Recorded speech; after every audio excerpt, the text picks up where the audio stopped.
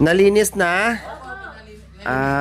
Okay. So, nalinis na mga kabayan. Ikot kami ng ikot. Linggo pa lang ngayon. Nawala na naman sa isip namin. Linggo pa lang ngayon. May bisita kayo. Oh, hi. Ikaw yung nagme-message sa akin, te? Ayaw ko Okay. palabasin kanina pa. Hinarangan ako dyan sa daanan. Nakakaya. Sabi ko, Saan kayo galing? doon po sa hot spring po. Wow, sa Balongaw? Ako, sinama kami ng mga kwan. Oh, nandoon din sila nung nakaraan, di ba? Nandoon, buti pumasyal yung ate ni ni Ate Princess. Kumusta yung bahay niya, te? Ano pangalan mo, ate? Marites? Ha? Marie Chris. Akala ko Marites. Kasi nandito si Musang. Saan mo na naman? Pinapakakot nga po ako. Ayaw ko palabasin. Okay lang po. Sabi ko, uwi na ako talaga kaya. Sabi ko, ayaw. Kumusta naman yung bahay niya, te? Ay, yung bahay niyo pala dati. Nakatira ka rin dito, te, Marie Chris? Hindi, yung tatay mo lang. So, kumusta naman ngayon? Anong pakiramdam na ang bahay ng kapatid mo na alam naman natin, di ba? Alam naman natin, tanggapin natin yung katotohanan na super dumi noon. Pero ngayon, anong pakiramdam? Sobrang tuwa ko ko. Halos hindi ako makaapak kanina doon sa gate. Sabi niya, buksan mo ate. Sabi ko, paano pa buksan ko? Kasi nung dati, yung ano lang, yung kawayan na ginawa namin. Eh, ngayon, ate, buksan mo kasi. Sabi niya, ikaw na, hindi ko alam buksan. Sabi ko, binibiro. Baka makalawang na pagka binuksan mo. Sabi ko, tawa ng tawa. Ngayon, ano masasabi mo dyan, Ate Marie Chris, na kumikinang na, ay, wala palang ilaw, nakalimutan ko. Alas 8 pa pala yung ilaw natin. Sindihan ko sana kasi gusto kong makita ng ate mo na yung kumikinang. Oh. Ha? Maganda. Nakita yung kwarto nila. Oh, di ba? O anong mensahe mo sa kapatid mo na ganito na yung narating niya sa buhay niya? Ano po, sobrang saya ko na dami na lang nangyari sa bahay dati. Na dati, simple lang, tapos walang kalinis-linis. Tinuturuan ko po siya na maglinis noon. Tama. Huwag mong masamain, ha? Hindi po, hindi mo niya minasa. Oh, tama. Nakabisamot sa akin. Very good. Sabi ko sa kanya, para sa iyo rin din yung sinasabi ko. Tama. Sabi ko. Kasi pag nagkasakit kayo, sinong kawawa? Sila, mga bata. Kayo rin, tapos sino bang kawawa? Ikaw, sabi ko. Tama, oo. Ikaw, nanay ko po eh. Ako po. Pag nagkakasakit talaga yan. Kayo ang umarap. Oo. Swerte ka. Oh, Napakamaldita ko dito. so, minamalditahan ka niya? Sa akin, subukan niya magmaldita sa akin. Matikman niya yung maldita ko. Tingnan ko. O, tingnan mo, napakabait ng ate mo, ha? O, napaiyak pa sa'yo dahil sa tuwa niya na narating niyo sa buhay.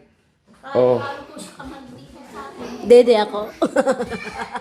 Anong klaseng maldita, Ate Marie Chris? Pagka, ano po, pinagsasabihan ko, sasalita siya, pero hindi naman yung as in na nakakabigat. Sumasagot na siya ng konti. Pero yung pagmamaldita niya sa akin, minsan, nakakasakit din ng damdamin, pero hindi naman siya nagmamaldita as in na maldita. Yung konting-konti. Very slight lang, kumbaga. Ganun talaga siya simula bata. Oo. At least, naintindihan mo. Kumbaga, nandiyan talaga yung pagiging nanay mo. Diba? Na minsan yung mga anak, na darating talaga ang panahon na parang suwail. Ano mo yung mga ganyan. Mga ilang taon siya na nandiyan sa'yo, te, Marie Chris?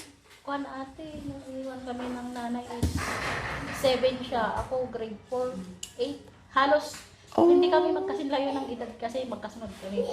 Ako yung mas nauna sa Nung naiwan kayo ng maaga sa nanay niyo, doon na rin siya lumaki sa iyo. Oo, magkakasama kayo eh. Kaya pala sabi niya yung ate ko na, nanay ko pa. At kami, magkakasama. Ikaw pala yung sinasabi niya.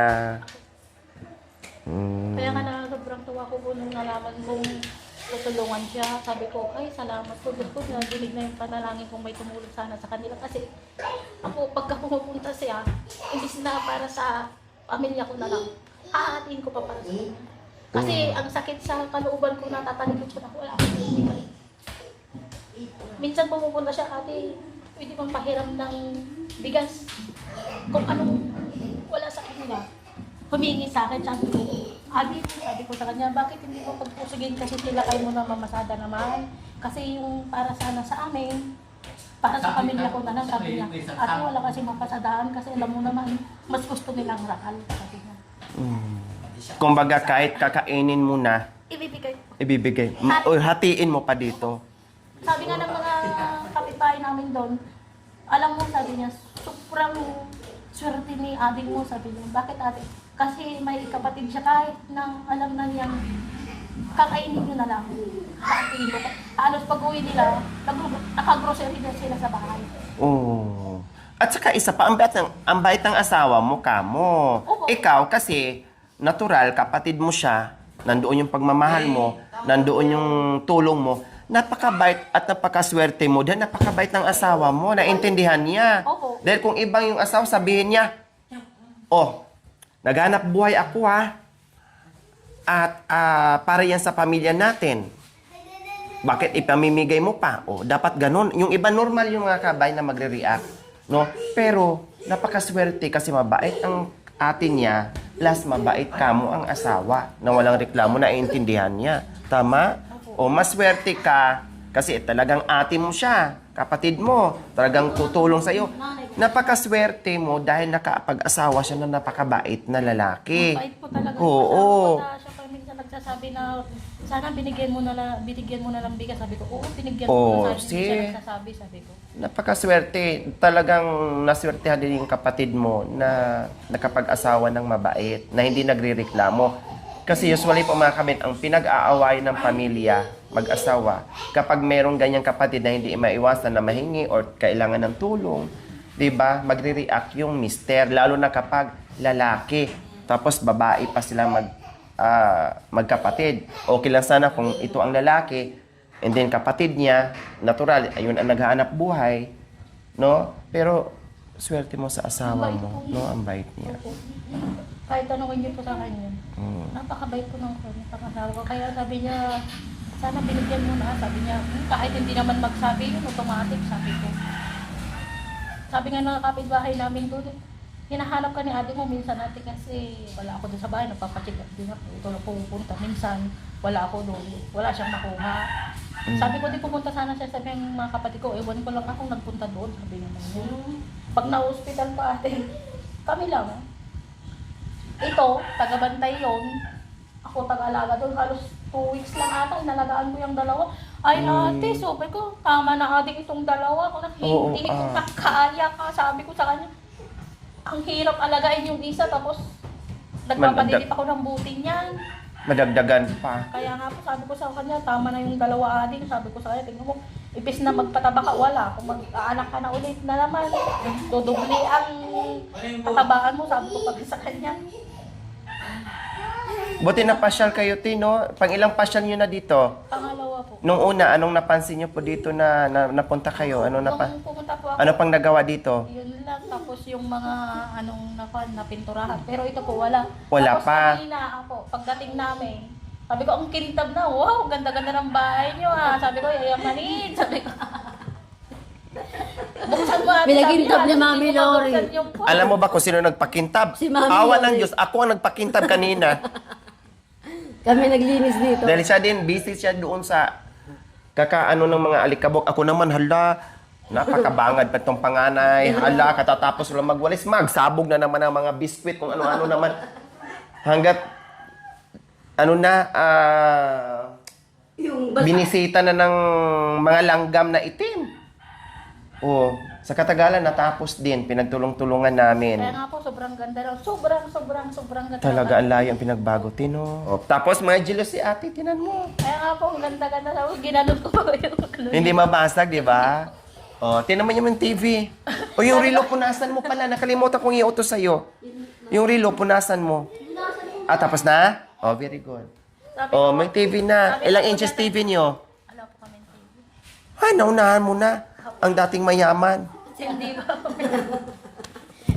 Ang dating mahirap yumaman. May TV yan kasi ate. Di ba ate ko may TV yan. Pero hindi nila ginagawa. Sira po. Ah, sira. Maliit lang. Dinoble dyan sa TV mo. Sobra pong lahiyan na sa akin. Tapos nung dumating, sabi, ilang inches yan, mami? 43. Sabi niya, gusto ko sana 103. Oh, wala. 103 inches. Wala ko sinabi Ha? Wala ko sinabi Akala ko bumulong ka ni Jerome. Gusto ko sana, Jerome, 103. Wala ko sinabi Namali pala siguro, nabingi lang ako. Ibang pandinig Sabi ko. ko nga po dito kanina, sinasabihan ko, sabi ko sa kanya, kung nabago man din ang buhay niyo ko na, kung gumanda na ang buhay niyo, gumanda pa ang bahay niyo ko na, may tumutulong sa inyo. Patuloy para kang magpakumbaba sa tao. Sabi ko, huwag kayong magmamataas. Sabi ko, Very good. Good advice from ate. Yun, lagi ko po siya nasabi. Yan ang lagi kong sinasabi sa kanila. Sabi ko, kalbuhan ko kayong dalawa ni Jerome kapag nagbago kayo. Sabi ko pa nga kay Jerome, sabi ko sa kanya, hindi po hindi na may tumutulong na sa inyo, anak, may ayuda kayo buwan-buwan, libre na ang tubig. Magpakabait lang at laging mapakumbaba. Yun po nga po sabi ko sa kanya. Tapos huwag kang umaasa lagi na lang sa ayuda mo. Ituloy mo pa rin ang pamamasada mo. In case may emergency, may Tama. O anong sabi ko? Tama ba? Ang sinabi ngayon ng ate mo, di ba? Yan lahat ng sinasabi ko, Ate Princess. O. Pero ngayon hindi na po siya nagmamaldita sa akin. Subukan niya. Maldita talaga po. Subukan niya yung isang ngipin natanggal. Dalawahin ko talaga pag natamaan niya sa kamao ko. Ito po kung nasan na yung ngipin nito, may ngipin siya eh. Meron? Tinatanggal? Ay hindi. Na ano na? Natanggal na? Pinagawa rin po ng kwan yan, pastora namin din. Grabe. Lahat yan. Nakita niyo naman. Ate, tapos ito, ipapatiles pa yan. Ipapatiles, palitan pa ng inodoro yan. O, tinan mo naman yun, nahihiya ka na dito magugas. At ito na naman, papalitan ko rin to ng gripo na maayos-ayos na maganda. O, ayan Di gold na. Kaya nga ako, ginanon ko kanina. Di ba? Ang delikado nito, sunod araw, putol, pinakilo, putol, pinakilo, putol, pinakilo. Oh, yung pala lahat ng kaputo na nandoon na sa emlolier, nakasangla Ito na. kung ganitong kalaking ka maupo sa tas braso, siguro mauupo sa kanya pag Ay, sininta niya. talaga. Sabihin ko, punta ka dito, Ate Marie Chris, dalawa tayo ang bumuntal dito sa kapatid mo. Sa akin, lalaki lang katawan nyo. Oh, tapos ang wiring nito sa kuryente, papaayos ko pa. Maglagay ako ng outlet dyan, maglagay ako ng outlet dyan, maglagay ako doon sa kwarto, maglagay ako dito. Or dyan. Para kahit papaano kasi meron silang rice cooker. Ito po yung kinakabahala ko sa kanya, lagi kong pinagsasabihan. Hindi ba ko Hindi, yan ako! pagka ano yung bata ngayon, Samahan nyo na po sa bakle! mga bata. Papalitan yan na hindi basta-basta ano ng mga bata. Papalitan to, nakaano na to, sinabihan ko na to kasi pangit na tingnan, Papalitan ko yan. Lagi mong tignan yung mga anak mo, sabi ko po sa kanya. At isa pa, Princess, dahil nakausap ko na yung ate mo, ganyan nga, ganyan. No? At nabanggit siya sa akin na minsan pinagmamalditahan mo siya. Huwag kang magmamalaki kay ate mo ha, kahit ano pang marating mo ha. Tama yung sinabi niya, wala kang karapatan na magmamalaki sa ate mo. Blessed ka pa rin kasi nandiyan yung ate mo na gumagabay sa'yo noon. Bagkos pasalamatan mo yung mga biyaya. No? O kung ikaw din na meron din, o kung ikaw naman ang magbigay, o kung anong i-share mo ng ate mo, kumbaga, bumawi ko, kumbaga. Kung sino ang meron sa yung dalawa, kundi give and take kayong dalawa. Ganun lang. At may motor yan sila, ha? Nasa bahay lang. Ang sidecar, matagal ko nang binili, hindi pa na ano kasi hindi pa kami natapos-tapos. Sa gabal dito. Pagkatapos na lahat, lalo na pag nakisamihan yan, nandyan na nakapark yung nila, motor nila. Yun na naman ang ayusin namin. Nasa bahay lang. Natutuwa ko nga po kami yung mga kapatid niya na sobrang nabago na talaga yung buhay niya. Talaga, ang bahay halos bagong pagawa. Akala mo hindi ni-renovate. Sabi ko nga sa kanya, ding noon ko lang ikaw ang sabihin ko ng pinakapangit, pinakamarumi. Sabi ko ngayon, ikaw na ang pinakamaganda at pinakamalinis. Wow, Princess, narinig mo yan? Opo, ma'am. Oo. Ikaw daw yung dating pinakapangit. Hindi ka pa nga ako tapos eh. Hindi ko pa nga tapos dinugtungan. Siyempre dinugtungan. Pinakapangit na ba? Hindi ka nakaantay, nag-react ka kaagad. Di ba? Hindi pa nga ako tapos. Alam ko naman ikaw yung pinakamaganda, kaya nga princess ka eh. Di ba, ate? Hindi mo pinakapangit. Hindi pa ako tapos. Sabi ko, ikaw yung pinakapangit na bahay. Sana. Nag-react ka. Oh, so, pinakamarumi. Pero ngayon, ikaw na yung pinakamaganda, Pinakamalinis. pinakamalinis. Doon niya. Oh, kaya, kung anong linis ko dito, ganon at ganon. Pupunta man ako dito, hindi, ganon at ganon pa rin mangyayari at kalinis. Ha? At bisitahin mo rin, ti, ha? At mag-message ka sa akin. Ate Lori, napabayaan yung bahay. Hindi na po siguro mapababayaan. Oh, marami naman ako mapagtanungan dito din. Mga CCTV. Kahit wala pong 24/7 CCTV dito sa loob ng bahay, sa labas marami po. Talaga. Yung Kasi kung mapabayaan niya to, wala. Baklasin ko to isa-isa. No, madali lang magbaklas isa-isa itong mga tiles. Ilipat to sa inyo. Ay, sobrang kumako po ako nakatestan ng bahay. Oh, talaga.